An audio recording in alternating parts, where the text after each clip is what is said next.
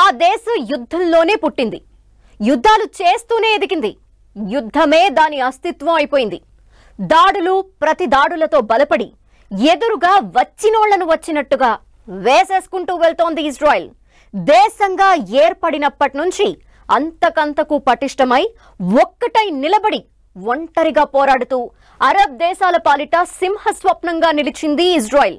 Middle east లో తమ పేరు ఎత్తాలంటేనే ఏ దేశమైనా భయపడే పరిస్థితి తీసుకొచ్చింది. ఇజ్రాయెల్ ఎప్పుడు ఏర్పడింది? ఏ ఏ దేశాలతో యుద్ధాలు చేసింది? అసలు యుద్ధాలు ఎందుకు చేస్తోంది? యుద్ధంతోనే ఆవిర్భావం, యుద్ధాలతోనే ఇజ్రాయెల్ కు గుర్తింపు. ఆక్రమణలే లక్ష్యంగా అరబ్ దేశాలపై వరుస పెట్టి దాడులు. వచ్చినోళ్లను వచ్చినట్లు ఏసుకుంటూ పోతున్న ఇజ్రాయెల్. 76 ఏళ్ల చరిత్ర, పదుల కొద్దీ దేశాలపై దాడులు. గతేడాది నుంచైతే టాక్ ఆఫ్ ది వరల్డ్ గా మారిపోయింది ఇజ్రాయెల్. పాలస్తీనాతో వార్ తర్వాత ఇజ్రాయెల్ బలగం ప్రపంచానికి తెలిసిపోయింది.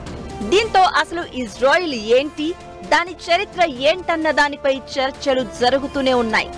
యుద్ధంతోనే ఇజ్రాయెల్ ఏర్పాటైంది. ఇక అప్పటి నుంచి నిత్యం యుద్ధంతోనే సావాసం చేస్తూ వస్తోంది. 1947లో పాలస్తీనాను రెండుగా విభజించి యూదులకు, అరబ్బులకు పంచి ఇవ్వాలని, జెరూసలంను అంతర్జాతీయ నగరంగా ప్రకటించాలని ఐక్యరాజ్య సమితి సిఫారసు చేసింది. దీనికి యూదు నాయకులు ఒప్పుకున్నారు. అరబ్బులు అంగీకరించలేదు. ఈ గొడవను తెంపలేక ఆంగ్లేయులు చేతులెత్తేశారు. 1948లో బ్రిటిష్ వాళ్లు ఆ ప్రాంతాన్ని విడిచి వెళ్లిన తర్వాత యూదులు ఇజ్రాయెల్ను దేశంగా ప్రకటించారు. ఈ నిర్ణయాన్ని చాలా మంది పాలస్తీనియన్లు తిరస్కరించడంతో ఫస్ట్ టైం యుద్ధం చేసింది ఇజ్రాయెల్. 1948 మే 14న ఇజ్రాయెల్ దేశం ఏర్పడింది. దాంతో స్థానిక ఉద్రిక్తతలు ప్రాంతీయ విభేదాలుగా మారిపోయాయి. చుట్టుపక్కలున్న అరబ్ దేశాలు ఇజ్రాయెల్ మీద సైనిక దళాలతో దాడి చేశాయి. యుద్ధం ముగిసే సమయానికి ఇజ్రాయెల్ చాలా మటుకు పాలస్తీనాలోని భూభాగాన్ని స్వాధీనం చేసుకుంది. వెస్ట్ బ్యాంక్ అని పిలిచే ప్రాంతాన్ని, జోర్డాన్, గాజా ప్రాంతాన్ని ఈజిప్ట్ ఆక్రమించుకున్నాయి. జెరూసలంను రెండుగా విభజించి పశ్చిమం వైపు ఇజ్రాయెల్ దళాలు, తూర్పు వైపు జోర్డానియన్ దళాలు పంచుకున్నాయి. అక్కడ ఎప్పుడూ శాంతి ఒప్పందం కుదరలేదు. రెండు వర్గాల వారు ఒకరి తప్పులను ఒకరు ఎత్తి చూపుకుంటూనే ఉన్నారు. తర్వాతి కాలంలో మరిన్ని యుద్ధాలు, పోరాటాలు, విభేదాలు తెర మీదకు వస్తూనే ఉన్నాయి. మొదటి ప్రపంచ యుద్ధంలో పాలస్తీనా ప్రాంతాన్ని పాలిస్తున్న ఒట్టోమన్ సామ్రాజ్యం ఓడిపోవడంతో ఆ ప్రాంతం బ్రిటన్ ఆధీనంలోకి వచ్చింది. ఈ సమయంలో అరబ్బులు ఎక్కువగా, యూదుల సంఖ్య తక్కువగా ఉండేది. అయితే 1920 నుంచి 40ల మధ్య కాలంలో యూదులు ఎక్కువ సంఖ్యలో వచ్చి చేరారు. రెండో ప్రపంచ యుద్ధ కాలంలో ఐరోపాలో యూదులపై జరిగిన మారణ హోమం నుంచి తప్పించుకోవడానికి అనేక మంది అక్కడి నుంచి పారిపోయి పాలస్తీనా చేరుకున్నారు. దీంతో ఇక్కడి అరబ్బులు, యూదుల మధ్య ఘర్షణ చోటు చేసుకుంది.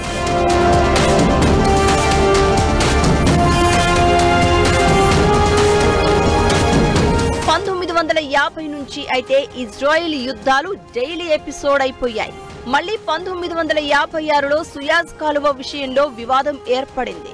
మరోసారి ఇజ్రాయెల్, ఈజిప్ట్ ఒకదానికొకటి ఎదురు నిలిచాయి. అయితే ఈ వివాదం యుద్ధ భూమికి అవతలే పరిష్కారం అయిపోయింది. 1967లో మరోసారి అరబ్ దేశాలకు, ఇజ్రాయెల్ కు మధ్య గొడవ జరిగి భారీ యుద్ధానికి దారితీశాయి. ఆ ఏడాది జూన్ 5 నుంచి 10 వరకు జరిగిన సంఘటనలు చాలా కాలం ప్రభావం చూపించాయి. ఈ యుద్ధంలో అరబ్ దేశాల కూటమిపై ఇజ్రాయెల్ విజయం సాధించింది. 1967లో జరిగిన యుద్ధంలో వెస్ట్ బ్యాంక్, తూర్పు జెరూసలంను కూడా ఇజ్రాయెల్ ఆక్రమించుకుంది. అంతేకాకుండా Syrian Golan Heights, Gaza, Egyptian Sinai ద్వీపకల్పాన్ని కూడా స్వాధీనం చేసుకుంది. 2005లో గాజా నుంచి ఇజ్రాయెల్ తప్పుకుని జెరూసలం తమ రాజధానిగా ప్రకటించుకుంది. అయితే తూర్పు జెరూసలంనే పాలస్తీనా రాజధానిగా భావిస్తున్నారు. దీనికోసమే దాడులు జరుగుతూనే ఉన్నాయి. గాజా నుంచి ఇజ్రాయెల్ వైదొలిగినప్పటికీ ఐక్యరాజ్య సమితి ఆ భూమిని ఇప్పటికీ ఆక్రమిత భూభాగంగానే పరిగణిస్తోంది.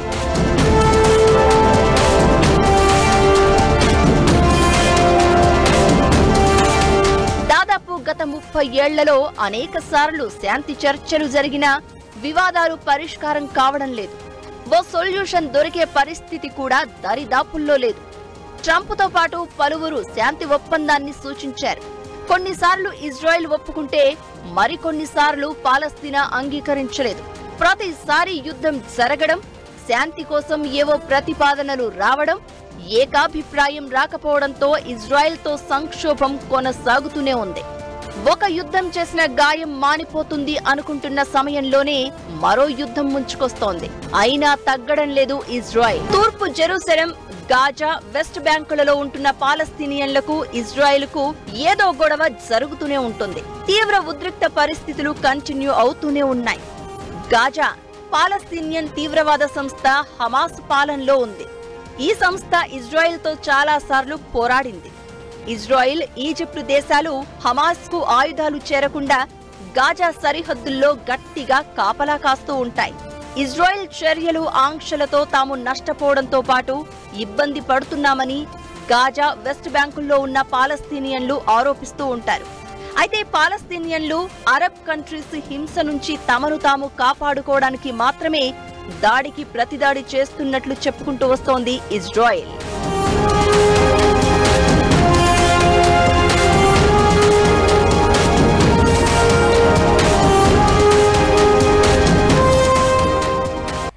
గెలుకుడు వాళ్ల వంతు, ఇచ్చి పడేసుడు ఇజ్రాయెల్ వంతు. దేశం ఏదైనా బుల్లెట్ దిగిందా లేదా అన్నదే లెక్క. తాము ఏమనలేదని వాళ్ళు, ఆత్మరక్షణ కోసమేనని ఇజ్రాయెల్. ఇలా అరబ్ దేశాలు ఇజ్రాయెల్ మధ్య వార్తో మిడిల్ ఈస్ట్ అట్టుడికి పోతూ వస్తోంది. గెలికి వదిలిపెడితే ఊరుకునేది లేదని, ఇచ్చి పడేసే వరకు తగ్గటం లేదు ఇజ్రాయెల్. అటో ఇటో ఏదో ఒకటి తేల్చుకునేదాకా దండయాత్ర చేస్తూనే ఉంటుంది. అమెరికా లాంటి అగ్రరాజ్యం అండగా ఉన్నా తమ ఈగో వరకు వస్తే ఆ దేశం మాటను కూడా లెక్క చేయదు. యుద్ధాల పునాదుల మీదే భవిష్యత్తును నిర్మించుకుంటూ ముందుకు వెళ్తోంది ఇజ్రాయెల్. దాని పొరుగు దేశాల గొడవేంటి? ఈ భూభాగం ఆక్రమణ లొల్లి ఇంకెన్నాళ్ళు? అంతు చూసే వరకు వదిలిపెట్టని ఇజ్రాయెల్, చావోరేవో తేల్చుకునే వరకు ఇచ్చి పడేసుడే. బుల్లెట్ దిగిందా లేదా అన్నదే లెక్క. ఎవరి జోలికి వెళ్ళం, మా వరకు వస్తే ఊరుకోం. ఇదే లైన్ తో దూకుడుతో వెళ్తోంది. దేశంగా గుర్తింపు పొందినప్పటి నుంచి ఇప్పటి వరకు వచ్చినోళ్లను వచ్చినట్లు తొక్కుకుంటూ పోవుడే అన్నట్లుగా ఉగ్ర రూపంతో దూసుకెళ్తోంది. దీంతో మిడిల్ ఈస్ట్ లో టెన్షన్ పరిస్థితులు, ఉద్రిక్తతలు కామన్ అయిపోయాయి. ఇజ్రాయెల్ దాని పొరుగు దేశాలకు దశాబ్దాలుగా వైరమే ఎజెండాగా, ప్రతీకారమే లక్ష్యంగా ముందుకెళ్తున్నాయి. 1967 జూన్లో ఇజ్రాయెల్, అరబ్ దేశాలకు మధ్య భీకర యుద్ధం జరిగింది. 6 రోజుల యుద్ధమే ఇప్పటికీ 4 దేశాల ప్రజల జీవితాల్లో ప్రశాంతత లేకుండా చేసింది. జోర్దాన్ ఆక్రమణలో ఉన్న వెస్ట్ బ్యాంక్ లోని ఓ గ్రామాన్ని లక్ష్యంగా చేసుకుని 1966లో ఇజ్రాయెల్ దాడికి దిగింది. ఈ క్రమంలో ఇజ్రాయెల్, సిరియా సరిహద్దుల్లో పరిస్థితి ఉద్రిక్తంగా మారి 1967 ఏప్రిల్లో ఇజ్రాయెల్, సిరియాల మధ్య పూర్తి స్థాయి యుద్ధానికి దారితీసింది. దాంట్లో ఇజ్రాయెల్ పైచేయి సాధించింది. 1967 తర్వాత ఇజ్రాయెల్ ను అమెరికా కొత్త దృష్టితో చూడడం మొదలుపెట్టింది. 3 అరబ్ దేశాలను యువ ఇజ్రాయిలీలు ఓడించిన తీరు అమెరికాను ఆశ్చర్యపరిచింది. ఆ తర్వాత పాలస్తీనా భూభాగాన్ని ఇజ్రాయెల్ క్రమంగా ఆక్రమిస్తూ వస్తోంది. 50 ఏళ్లు దాటినా ఇప్పటికీ ఆ ఆక్రమణ కొనసాగుతూనే ఉంది. తూర్పు జెరూసలేంను, గోలన్ హైట్స్ ను తమతో కలుపుకున్నట్లు ఇజ్రాయెల్ చెబుతున్నా అంతర్జాతీయ సమాజం మాత్రం దాన్ని గుర్తించట్లేదు. ఆ యుద్ధం తర్వాత చెలరేగిన హింస, ఆక్రమణలు, వలసలు, జెరూసలేం వివాదం లాంటివి ఇప్పటికీ కంటిన్యూ అవుతున్నాయి. 1990 తర్వాత శాంతి చర్చలు మొదలయ్యాయి. కానీ ఆ శాంతి చర్చలు పూర్తి స్థాయిలో ముందడుగు పడలేదు.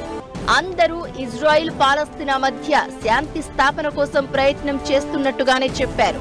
అయితే మున్ముందు ఎలాంటి చర్చలు జరిగినా 1967 యుద్ధం సమయంలో ఇజ్రాయెల్ ఆక్రమించిన భూభాగంపై తేల్చాల్సిందే.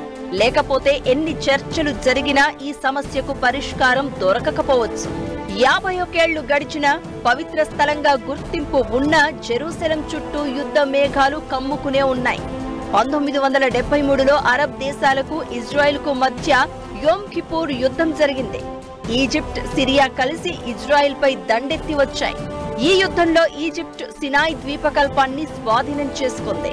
దక్షిణ లెబనాన్లోని పాలస్తీనా ఫైటర్లను లెబనీస్ ఇజ్రాయెల్ సరిహద్దు నుంచి 40 కిలోమీటర్ల దూరం వెనకకు తరిమేయడం కోసం 1982లో యుద్ధం చేసింది ఇజ్రాయెల్. అంతేకాదు లెబనాన్ రాకెట్లు ఫిరంగుల నుంచి ఉత్తర ఇజ్రాయెల్ను కాపాడాలని లక్ష్యంగా పెట్టుకుంది. బేరూత్లోని పాలస్తీనా లిబరేషన్ ఆర్గనైజేషన్ మౌలిక సదుపాయాలను నాశనం చేయడం, సిరియన్ దళాలను లెబనాన్ నుంచి తరిమి కొట్టడం కూడా లక్ష్యంగా పెట్టుకుంది ఇజ్రాయెల్. 1982లో దక్షిణ లెబనాన్ ప్రాంతంలో మాత్రమే కాకుండా బెకాలోయ, చౌక్ పర్వతాలు, బేరూత్ వంటి ప్రాంతాలపై కూడా ఇజ్రాయెల్ దాడి చేసింది. ఆ తర్వాత 2006లో చేసిన యుద్ధం అయితే ఇజ్రాయెల్ మొదటిసారి భారీగా నష్టపోయింది. 2006లో దక్షిణ లెబనాన్లో హెజ్బుల్లా ఉగ్రవాదులపై భూతల యుద్ధం చేసింది ఇజ్రాయెల్. ఆ వార్ కేవలం 30 రోజుల్లోనే ముగిసింది. ఇజ్రాయెల్ ఓడిపోయింది. 121 మంది సైనికులు చనిపోయారు. 20కి పైగా యుద్ధ ట్యాంకులు నాశనమయ్యాయి. దక్షిణ లెబనాన్లో హెజ్బుల్లా దెబ్బకు, ఉగ్రవాదుల వ్యూహాలకు ఇజ్రాయెల్ సైన్యం వెనుతిరగక తప్పలేదు. భూతల యుద్ధం, గ్రౌండ్ వార్తో తీవ్రంగా నష్టపోయింది. హిజ్బుల్లా సైన్యం గెరిల్లా దాడులతో యుద్ధ ట్యాంకులను పేల్చేయడం, మెరుపు దాడులు చేయడంతో ఇజ్రాయెల్ యుద్ధాన్ని ముగించేసింది. 2006 ఓటమి అనుభవం తర్వాత ఈసారి దక్షిణ లెబనాన్ పై మళ్లీ ఇప్పుడు గ్రౌండ్ వార్ చేసింది ఇజ్రాయెల్. గాజాపై దాడి కూడా 90% ఎయిర్ స్ట్రైక్స్, మిసైల్ దాడులు, విమానాలతో బాంబులు వేయడం ద్వారానే ధ్వంసం చేసింది. కేవలం 10% మాత్రమే గాజాపై ఇజ్రాయెల్ గ్రౌండ్ వార్ చేసింది. పగ, ప్రతీకారం, ఆశ, అవసరం, ఆశయం ఇవే ఇజ్రాయెల్ యుద్ధానికి కారణం. బలపడి నిలబడాలన్న ఆశ, శత్రు దేశాలను ఢీకొట్టాలన్న పగ, ప్రతీకారంతో అరబ్ దేశాల అంతు చూస్తూ వస్తోంది ఇజ్రాయెల్. రేపటి కోసం, బంగారు భవిష్యత్తు కోసం పాలస్తీనా, ఇరాన్, లెబనాన్తో పాటు హెజ్బుల్లా, హమాస్ మిలిటెంట్ సంస్థల మీద విరామం లేని పోరాటం చేస్తోంది. తాను వెళ్తున్న మార్గంలో ఎన్ని ఇబ్బందులు వచ్చినా, కొన్నిసార్లు ఓడినా, పడి లేచిన కెరటమై పాము కంటే డేంజర్గా బుసకొడుతోంది. పాలస్తీనాతో ఇజ్రాయెల్ వైరమేంటి? ఇరాన్తో ఎక్కడ చెడింది? హమాస్, లెబనాన్తో గొడవేంటి? కారణం ఏదైనా యుద్ధం మాత్రం కామన్. ఓడినా గెలిచినా ఏదో ఒకటి తేల్చుకునుడే. అస్తిత్వ పోరాటంలో తలపడి నిలబడిన ఇజ్రాయెల్ పాలస్తీనాతో మొదలై ఇరాన్ వరకు పలు దేశాలు, మిలిటెంట్ సంస్థలతో ఇజ్రాయెల్కు చరిత్రకు చిక్కలేనంత వైరం ఉంది. అది రోజురోజుకు ఇంతింతై పెద్దదవుతోంది, అంతకంతకు జటిలమవుతోంది.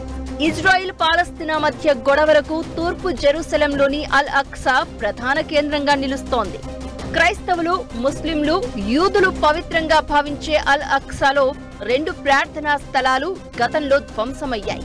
వాటిని తిరిగి కట్టడంతో యూదులు తమకు ప్రార్థనలకు అనుమతి ఇవ్వాలన్న వాదనతో వివాదం ముదిరి యుద్ధాలకు దారితీసింది. ఇరాన్, ఇజ్రాయెల్ ఒకప్పుడు మంచి ఫ్రెండ్స్ గా ఉండేవి. 1977లో ప్రాజెక్ట్ ఫ్లవర్ పేరుతో చేతులు కలిపిన 2 దేశాలు దోస్త్ మేరా దోస్త్ అంటూ కలిసి నడిచాయి. ప్రాజెక్ట్ ఫ్లవర్ లో భాగంగా మిసైళ్లను కూడా తయారు చేశారు. కానీ 1979కి వచ్చేసరికి సీన్ మారిపోయింది. ఇస్లామిక్ విప్లవం దెబ్బతీసింది. ఇరాన్లో ప్రభుత్వం మారింది. ఖమేనీ అధికారంలోకి వచ్చాక పరిస్థితులు మారాయి. అయినా సరే 1980 ఇరాక్తో జరిగిన యుద్ధంలో ఇరాన్కు ఆయుధాలు సప్లై చేసింది ఇజ్రాయెల్. ఆ తర్వాత ఇరాన్ పూర్తిగా ఇస్లామిక్ రాజ్యంగా మారిపోగా అప్పటి పాలకుల తీరుతో ఇజ్రాయెల్ మీద ఇరాన్ జనాల్లో వ్యతిరేకత మొదలైంది. దీంతో ప్రాజెక్ట్ ఫ్లవర్ పూర్తిగా ఆగిపోయింది. 2 దేశాల మధ్య కొత్త వైరం స్టార్ట్ అయింది. హమాస్, ఇజ్రాయెల్ మధ్య అనేక సార్లు యుద్ధాలు జరిగాయి. 2014లో జరిగిన యుద్ధంలో 2000 మందికి పైగా పాలస్తీనియన్లు, దాదాపు 80 మంది ఇజ్రాయెలీలు మరణించారు. ఈ యుద్ధం 50 రోజుల పాటు కొనసాగింది. ఆ తర్వాత 2021లో అల్ అక్సా మసీదులో ఇజ్రాయెల్ సైన్యం, హమాస్ మధ్య ఘర్షణ జరిగింది. ఇందులో వందలాది మంది పాలస్తీనియన్లు చనిపోయారు. ఇజ్రాయెల్, పాలస్తీనా మధ్య 13 ఏళ్లలో 4 సార్లు వార్లు జరిగాయి.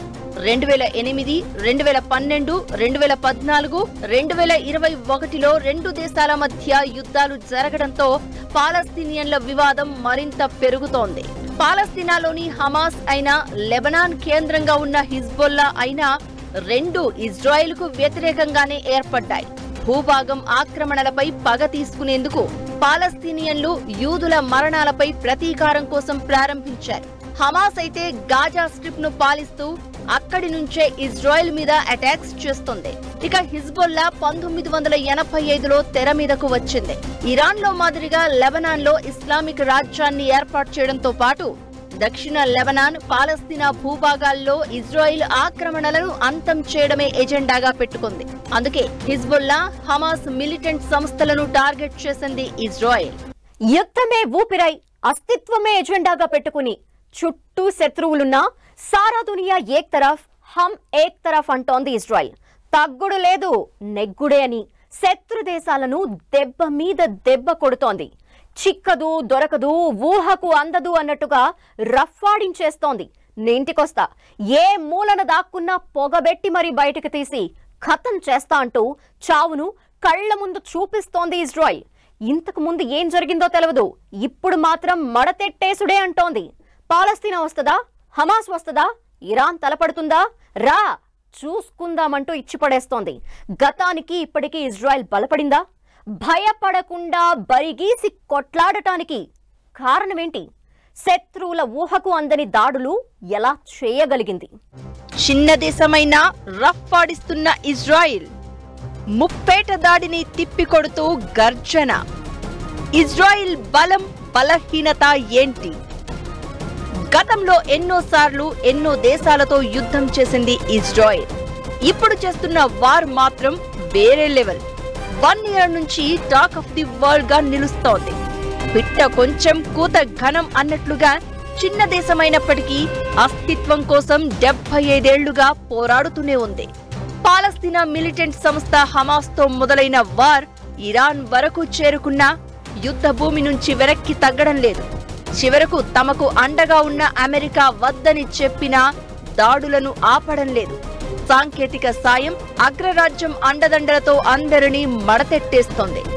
ముప్పేట శత్రువులు దాడి చేస్తున్నా వరుసగా ఒక్కొక్కరి పని సైలెంట్ గా కానిచ్చేస్తుంది ఇజ్రాయెల్. శత్రువులను బలహీనపరిచి కొందరిని దారికి తెచ్చుకుని ఎత్తుకు పై ఎత్తులు వేస్తోంది. అమెరికా మద్దతు, తన సైనిక బలం, అడ్వాన్స్డ్ టెక్నాలజీ, మొసాద్ లాంటి పటిష్టమైన గూఢాచార వ్యవస్థ, బలమైన ఆర్థిక వ్యవస్థ ఇజ్రాయెల్ కు పెద్ద భరోసా. ఇక ప్రతి పౌరుడికి యుద్ధ విద్యలో శిక్షణ ఇప్పించి కూడా ఆదర్శంగా నిలుస్తోంది ఇజ్రాయెల్. ఇజ్రాయెల్ ఏర్పడినప్పటి నుంచి దానికి అమెరికా బలమైన సపోర్ట్ గా ఉంది. తమ మీద ఒకేసారి వందల సంఖ్యలో రాకెట్లు, క్షిపణుల దాడి జరిగినా ఈజీగా తిప్పికొట్టే ఐరన్ డోమ్ సిస్టమ్ ను కూడా అమెరికా సాయంతోనే తయారు చేసుకుంది ఇజ్రాయెల్. సరిగ్గా ఏడాది క్రితం అక్టోబర్ 7న అర్ధరాత్రి ఇజ్రాయెల్ పై గాజా స్ట్రిప్ నుంచి హమాస్ అటాక్ చేసింది. రాకెట్ దాడులతో పాటు ఇజ్రాయెల్ భూభాగంలోకి చొచ్చుకెళ్లి దాడి చేసి వందలాది మందిని హతమార్చింది. దీంతో హమాస్ పై ఇజ్రాయెల్ కన్నెర్ర చేసి ప్రతి దాడికి దిగింది. ఏడాది క్రితం హమాస్ తో మొదలైన ఇజ్రాయెల్ పోరాటం అనేక శక్తులతో 6 వైపులా పోరాడాల్సిన స్థితిలోకి వెళ్లింది. దీంతో 2006 తర్వాత ఇప్పుడు మరోసారి ఇజ్రాయెల్ భారీ బహుముఖ యుద్ధాన్ని చేస్తోంది. మొదట హమాస్ వెంటపడిన ఇజ్రాయెల్ ఆ సంస్థ టాప్ లీడర్లను ఖతం చేసింది. హమాస్ అగ్రనేతలు హనియా, డెయిఫ్, యహసిన్వార్ లాంటి నేతలను వేసేసింది. ఆ తర్వాత లెబనాన్ లోని హెజ్బుల్లా మిలిటెంట్లు వాడుతున్న వాకీటాకీలు, పేజర్లను పేల్చి డేంజర్ బెల్స్ మోగించింది ఇజ్రాయెల్. హెజ్బుల్లా అధినేత హసన్ నస్రల్లాను మట్టుబెట్టింది. ఇక హమాస్, హెజ్బుల్లాకు ఉన్నట్టుగానే హౌతీలకు ఇరాన్ మద్దతుంది. దీంతో హౌతీలపైన ఇజ్రాయెల్ పోరాడుతోంది. సిరియా, ఇరాక్ కేంద్రంగా పనిచేస్తున్న మిలీషియాలు కూడా ఇజ్రాయెల్ ను లక్ష్యంగా చేసుకుని దాడులు చేస్తున్నాయి. వీటికి కూడా ఇరాన్ మద్దతు ఉందని, ఇరాన్ నుంచి ఆయుధాలు అందుతున్నాయని ఇజ్రాయెల్ ఆరోపిస్తోంది. ఇజ్రాయెల్ ఆధీనంలో ఉన్న వెస్ట్ బ్యాంక్ ప్రాంతంలో మిలిటెంట్లు చురుగ్గా ఉన్నారు. వీరికి ఇరాన్ సపోర్ట్ చేస్తుందని ఇజ్రాయెల్ ఆరోపిస్తోంది. ఇకిప్పుడు అసలు వార్ స్టార్ కొనసాగుతోంది. ఏడాది కాలంగా ఇజ్రాయెల్ వ్యతిరేక శక్తులకు పరోక్షంగా అండగా ఉంటున్న ఇరాన్ నేరుగా రంగంలోకి దిగింది. ఇజ్రాయిల్ పై ఒకేసారి వందలాది క్షిపణులు రాకెట్లతో అటాక్ చేసి యుద్ధానికి సిద్ధమని వార్నింగ్ ఇచ్చింది. ఇరాన్ క్షిపణులను ఐరన్ డోమ్ తో అడ్డుకున్నామని చెప్పింది ఇజ్రాయిల్. అంతేకాదు ఈ దాడితో ఇరాన్ చాలా పెద్ద తప్పు చేసిందని, ఇందుకు మూల్యం చెల్లించుకోవాల్సిందే అని ఇజ్రాయిల్ హెచ్చరించింది. దీంతో రెండు దేశాల మధ్య పోరు తీవ్రమవుతోంది. మిగతా అన్ని మిలిటెంట్ సంస్థలతో పోరాటం ఒక సవాలైతే ఇరాన్తో పోరాటం ఇజ్రాయిల్కు పెద్ద సవాల్గా మారనుంది.